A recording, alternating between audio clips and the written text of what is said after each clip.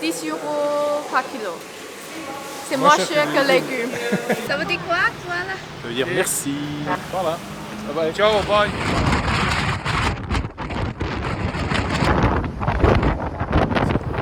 Un pont qui relie la Croatie continentale à une île qui appartient à la Croatie et donc ce qui permet de contourner la Bosnie. Montenegro est fait.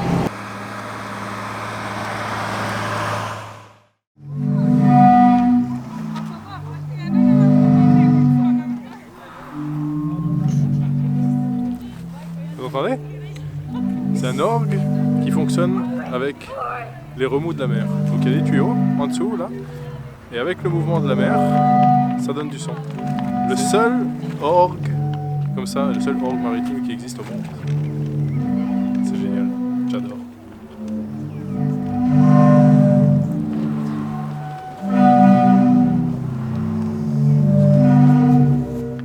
Alors aujourd'hui nous sommes toujours à Zadar. Tous les jours le matin, il y a un marché. Shopping time! Avec ton joli sac qui vient du Maroc. Sac là, il y a long, cuivre, handle, et puis il fait à main là. Combien vous achetez? Que faire avec des produits naturels? Qu'est-ce que tu as trouvé là-bas comme trésor? Du?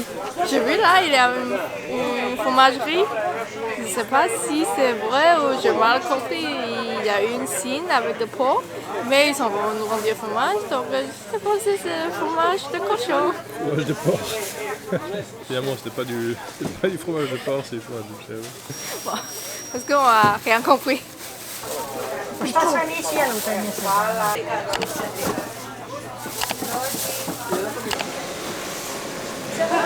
Six. Donc on a acheté le poisson et ça coûte 6 euros un kilo nettoyé. C'est 10 euros par kilo. C'est moins cher que les légumes. On a acheté un petit sac de légumes, c'est 21 euros. C'est incroyable. Donc ça c'est le service pour nettoyer le poisson. Parce qu'on a acheté le petit poisson, on ne sait pas comment nettoyer. Des rougets, des petits rougets. Vraiment petit comme ça. Et puis c'est combien? 3 euros par kilo. Hein? Nettoyer pour nous et puis on a besoin de payer seulement 1,5 euro. C'est bien. Après avoir fait le stock de provisions sur le marché, nous flânons dans les rues de Zadar afin de saisir l'ambiance auprès des locaux. Ils sont en train de jouer à la pétanque, mais les boules sont beaucoup plus grosses que ceux qu'on utilise en France et au lieu d'être en métal, elles sont en pierre. Comme quoi, la pétanque, c'est universel.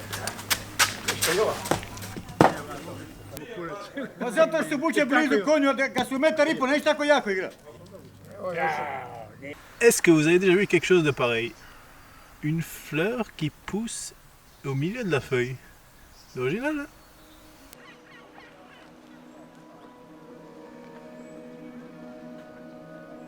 Split est une ville historique de Croatie dont le style architectural reflète l'influence de plusieurs époques.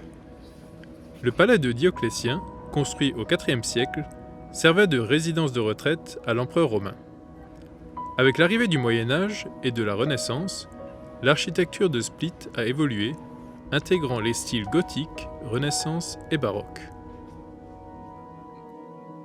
La Croatie compte environ 4,1 millions d'habitants, dont environ 60% résident dans les régions côtières.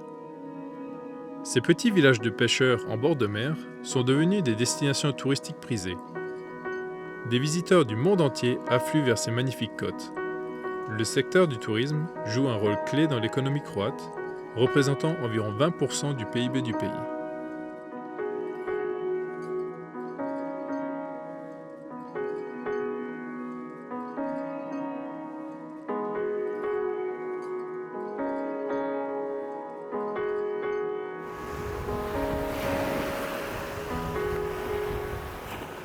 Alors on poursuit notre descente de la Croatie et on a fait une petite halte aujourd'hui à Makarska, me semble-t-il, petite ville portuaire au bord de la mer, donc vraiment entre mer et montagne. On va à côté, c'est directement la montagne. Avant, on a passé deux bateaux. Loïc, qu'est-ce que tu vois? Vente directe du pêcheur au client. Les tarifs c'était correct, hein. Il y avait, le plus cher c'était 11 € le kilo pour les crevettes et puis Le reste des poissons, ça oscillait entre 6 et 10 euros. Un port qui est nature et puis même il y a un grand bateau garé ici. Hein. Ah Donc ouais, c'est assez profond. Est-ce qu'on passe? Normalement, il y a 20 cm. J'espère qu'ils ont bien mesuré.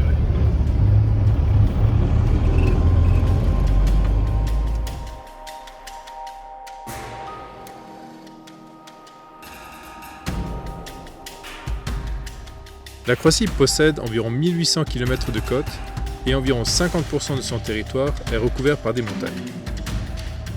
Ce relief varié crée des paysages naturels spectaculaires et est également le théâtre de variations climatiques très marquées.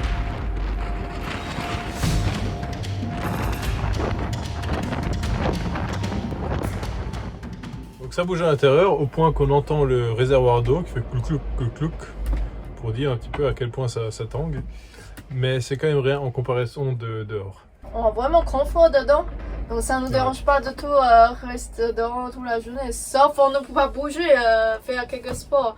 Pour moi, d'eau, sinon c'est trop bien dedans. Hein. Non mais c'est là, une fois de plus, où il y a toujours des compromis. Et comme dit, on remarque qu'on a la chance d'être dans un véhicule spacieux et confortable. Dans le cas de journées comme maintenant où on ne peut pas faire grand chose à l'extérieur, on peut continuer à tranquillement travailler dans du confort. C'est un peu comme ça qu'on fonctionne actuellement, c'est qu'on rythme nos journées de travail puis nos journées de visite en fonction de la météo. Voyez, on va bouger. Ouais, je sais pas si on voit bien sur la caméra, mais... Je sais pas si on entend le bruit de l'eau derrière, mais c'est la cuve qui est dans l'entrée là qui... Il est presque 4 h du matin. On a presque pas dormi de la nuit.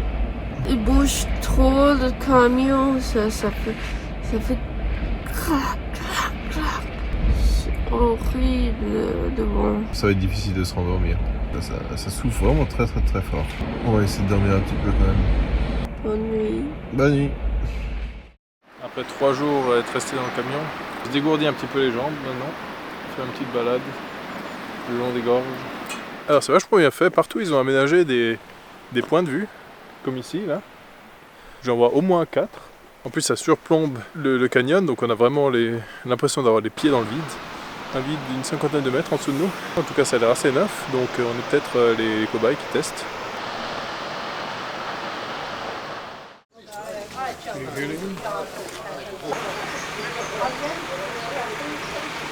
En Croatie, il y a toujours des marchés dans le village. Et puis je pense que c'est la commune qui organise tout. C'est un endroit qui est déjà organisé. Et puis ils ont la table, le toit, c'est bien organisé. Ils ont besoin d'arriver et mettre leurs produits à table, c'est tout. Ouais. C'est trop bien fait. Et puis ici c'est spécial parce qu'ils vendent des animaux encore. Vache, entier, poulet. Ouais. Ils ont vendu poulet directement. Le poulet. Vivant poulet.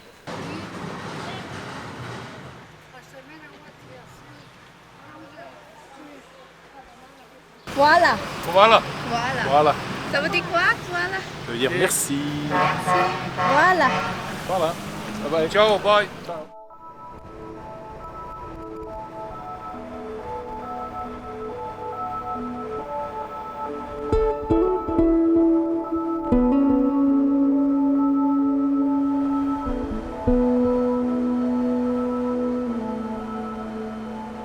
Alors on poursuit notre route vers le sud de la Croatie. Ce qu'il faut savoir, c'est que quand on descend la côte, une petite partie, le long de la côte, qui appartient à la Bosnie, à peu près une vingtaine de kilomètres, 26 kilomètres, quelque chose comme ça, ça veut dire qu'on devrait sortir de l'Union Européenne pour aller en Bosnie et ensuite re-rentrer dans l'Union Européenne. Donc c'est un peu pénible au niveau des frontières, mais il y a un moyen de contourner ça.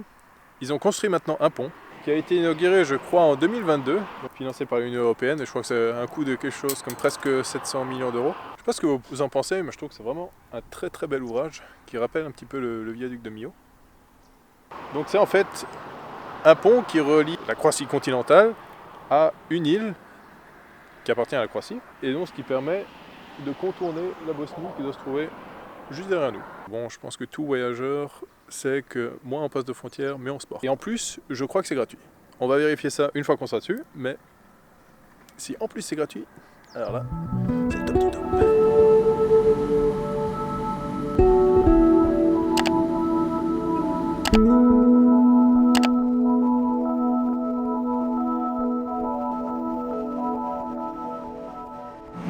Alors je confirme, c'est bien gratuit. Donc merci nos impôts, merci l'Union Européenne.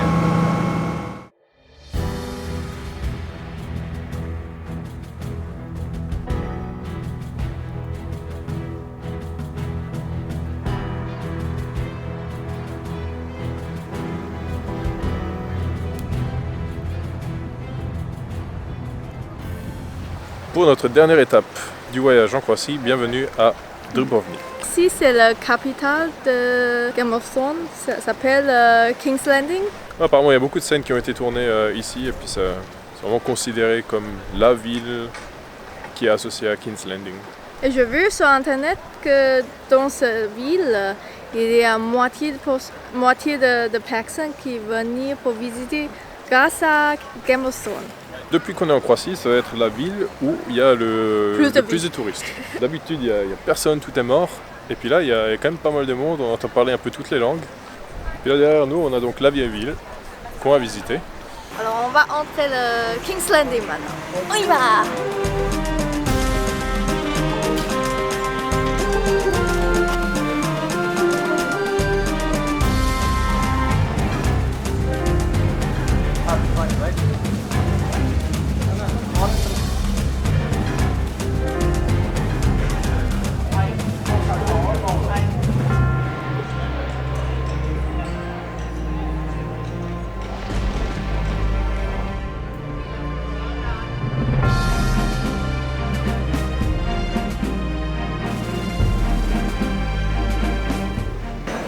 Ils sont propres les pigeons de Croatie.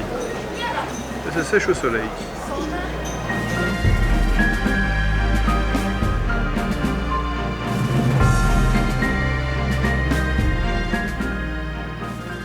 On a trouvé la place de jeu avec la plus belle vue au monde. Tu le montres? Voilà! Bon, il faut juste faire attention de ne pas lancer la balle trop haut.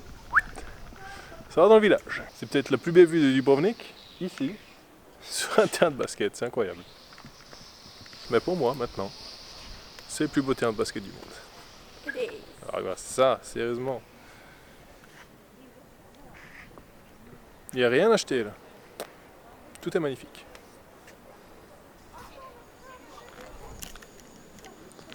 Dernier kilomètre sur les routes croates. Et on a entendu que c'est hyper long pour contrôler tout dans la voiture. Ils sont contrôlés qu'est-ce qu'on amène, etc. Et c'est le côté Croatie qui contrôle ça. Maintenant c'est 16 heures. J'espère qu'on va passer aujourd'hui. Ouais, on verra. Ça se trouve, il faut qu'on attende lundi. Ça va être le deuxième passage de frontière, dans le sens où c'est la deuxième fois qu'on sort de l'Union Européenne. La première fois pour aller au Maroc. Et maintenant, pour aller au Monténégro. Si on passait la frontière, on n'a plus internet. Il faut d'ailleurs faire attention parce que donc, on a un opérateur français avec une couverture européenne. Et du coup, Monténégro, étant donné que c'est plus dans l'Union Européenne, ne fait pas partie du forfait internet. Donc il faut bien penser à désactiver les data, désactiver les données mobiles avant de passer la frontière. Europe siège, Opa Sport.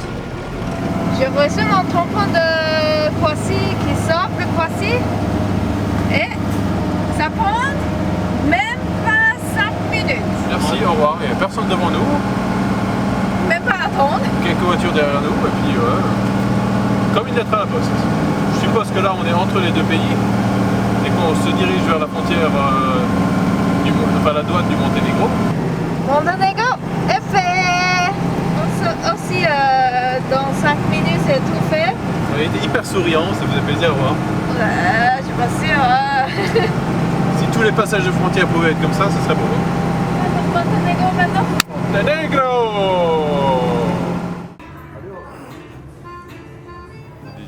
Des clochers un peu partout, des églises un peu partout, c'est vraiment super joli. Alors il y a des fois où c'est un peu moins facile de prendre de l'eau. Donc là on est au Monténégro, on a trouvé une source d'eau, qui se trouve ici. Tu fais quoi par contre?